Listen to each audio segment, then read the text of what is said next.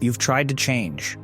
You've set the alarm earlier, bought the journal, downloaded the app, told yourself this is the week everything shifts, and 3 days later, you were back on the couch, back on the phone, back to the exact version of you that you swore you were done with. Here's the uncomfortable truth nobody tells you. You didn't fail because you lacked discipline. You failed because you believed a lie about how habits actually work. A lie that 95% of people never question. A lie that keeps them stuck for decades, running the same loops, breaking the same promises, starting over every January like clockwork. But 5% of people figure it out. They stop fighting themselves. They start building lives that run almost automatically. And in the next few minutes, I'm going to show you exactly what separates those two groups and how to cross that line for good. Look, I've watched friends try to quit sugar, start lifting, write the book, fix their sleep. Most of them failed. Some of them succeeded. The difference was never willpower. It was never motivation. It was something quieter, something structural, and once you see it, you can't unsee it. I'm not going to sugarcoat this. If you're the type of person who keeps restarting and never arriving, some of what follows is going to sting. Good. That sting is the beginning. Here are the 6 reasons 95% of people never change, and the exact shifts the 5% make instead. 1. You're using motivation as fuel. You wait to feel ready.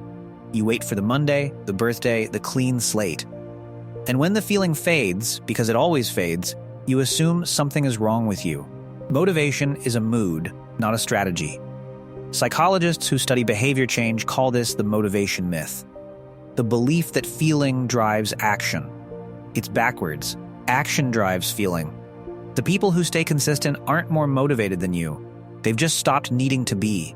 They built systems that work when they feel like garbage, because most days, everyone feels like garbage. Stop waiting to feel like it.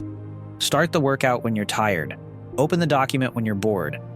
Your job is not to feel ready, your job is to move anyway. The feeling shows up after the action, not before. 2.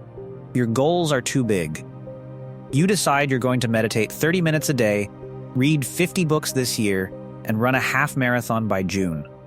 2 weeks later, you've done none of it. Big goals feel inspiring. They also feel impossible, and your brain knows it. Behavioral scientist BJ Fogg spent years at Stanford studying this and found something simple. Habits stick when they're small enough that failing feels harder than doing them. He called it tiny habits. Floss 1 tooth. Do 1 push-up. Read 1 paragraph. Sounds pathetic. That's the point. Shrink your habit until it's almost embarrassing. 1 push-up. 1 sentence written. 1 minute of meditation.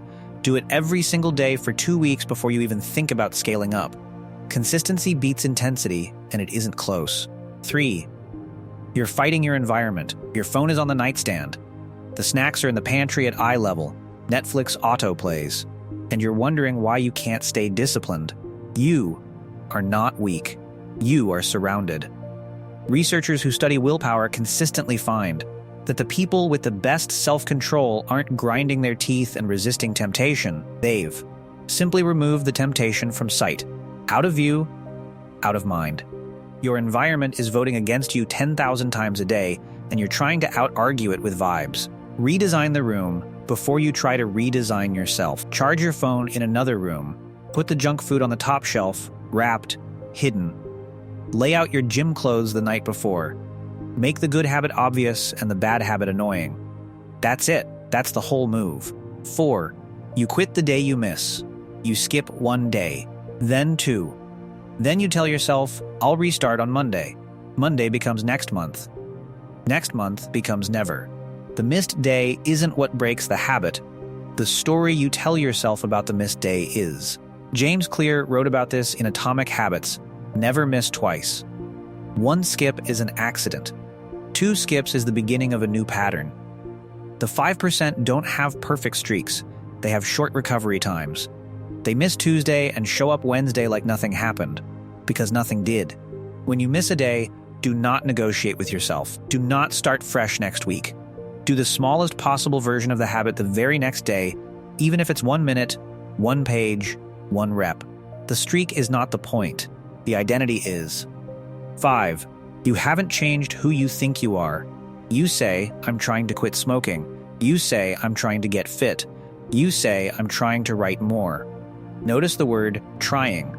That word gives you an exit. Every habit you repeat is a vote for the type of person you believe you are. If you secretly still identify as someone who struggles with food, every meal becomes a battle. If you identify as a healthy person, the choice makes itself. Psychologists have a name for this: self-concept.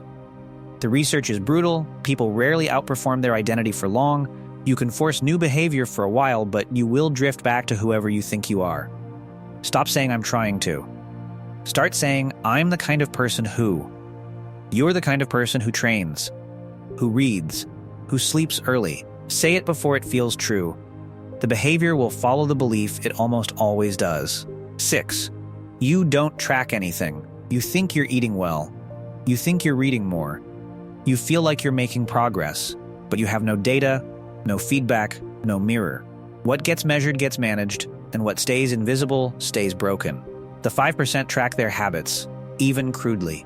A check mark on a calendar, a tally in a notebook. Not because they love spreadsheets, but because they know memory lies. You'll swear you worked out 4 times last week when you worked out once. Your brain is not your friend here. Pick one habit. Get a paper calendar. Put an X on every day you do it.